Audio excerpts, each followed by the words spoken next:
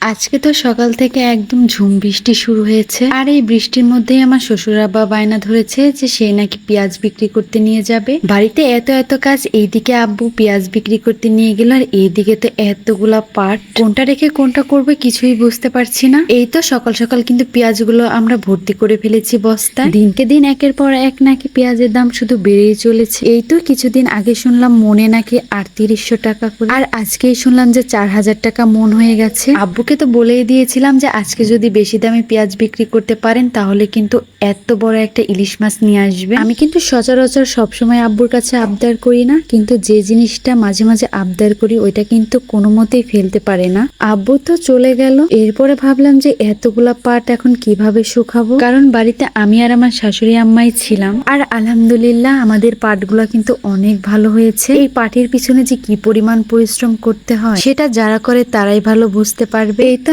আব্বু এরপরে বাজার থেকে চলে আসে, কিন্তু দুর্ভাগ্যবশত আব্বু বাজার থেকে বড় ইলিশ মাছ তখন পাইনি, কারণ যেতে যেতে অনেকটা দেরি হয়ে যায় আর সব মাছ ফুরিয়ে গেছিল। আমি যেহেতু আব্বুর কাছে আবদার করেছিলাম ইলিশ মাছ খাওয়ার জন্য, এর জন্য আব্বু বড় মাছ না পেলেও ছোট মাছগুলো নিয়ে আসে যেন আমার মন না খারাপ হয়। আর আনার সাথে সাথেই তো আমরা রান্না শুরু করে দেই। ভাবছিলাম যে ছোট মাছ হয়েছে তো কি হয়েছে, এই মাছগুলোই আজকে একটু নুনাস করে নেব। ছোট মাছের নুনাসও কিন্তু অনেক মজা হয়। এরপরে তো আমার শাশুড়ি আমা বলছিল যে যেহেতু ইলিশ মাছটা জালি দিচ্ছি তার সাথে কিছু চালের রুটি বানালে কেমন হয়। যেহেতু শাশুড়ি আমা বলেছে এটা তো আর ফেলে দেওয়া যায় না, এরপরে আমি দৌড়ে চলে আসি চালের রুটি বানানোর জন্য। এই তো এরপরে আমি আটাগুলো ভালো করে চটকিয়ে নিচ্ছিলাম। চটকানো শেষের দিক হয়ে যায়, এরপরে ইলিশ মাছের রান্নাটাও কিন্তু আমার প্রায় শেষের দিকে। লাস্টে একটু জিরার গুঁড়া দিয়ে দিয়েছি। ইলিশ মাছ নোনাসটা করা কিন্তু খুবই সহজ, খুব দ্রুত এই রান্নাটা কমপ্লিট করা যায়, আর এর মজাটাও কিন্তু থাকে অনেক বেশি। আমার কাছে কিন্তু অনেক ভালো লাগে, কার কাছে কেমন লাগে জানি না, কিন্তু একটু বড় সাইজের মাছ হলে হয়তো বা ভালো হতো, কিন্তু যেটা পাইনি সেটা তো আর বলে এখন লাভ নেই। আমার কথা যে রেখেছি এটার জন্যই আমি আলহামদুলিল্লাহ।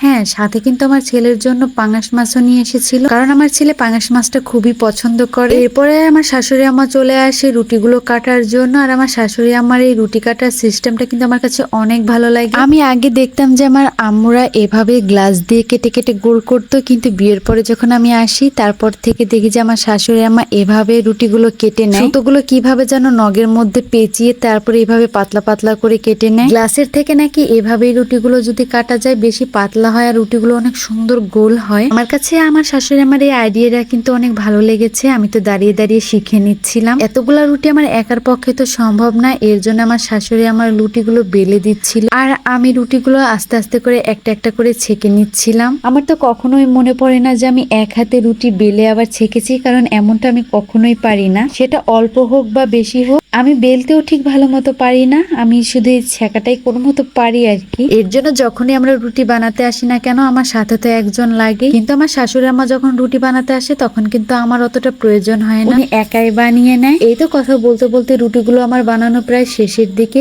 এরপরে আমি খেতে চলে আসি। আমি কিন্তু সবার আগে খেতে বসে যাই। আব্বু তো বলছিল যে তোমার খেতে ইচ্ছা করছে তুমি আগে খাও। তো আজকের ভিডিওটা এই পর্যন্তই, আল্লাহ হাফেজ।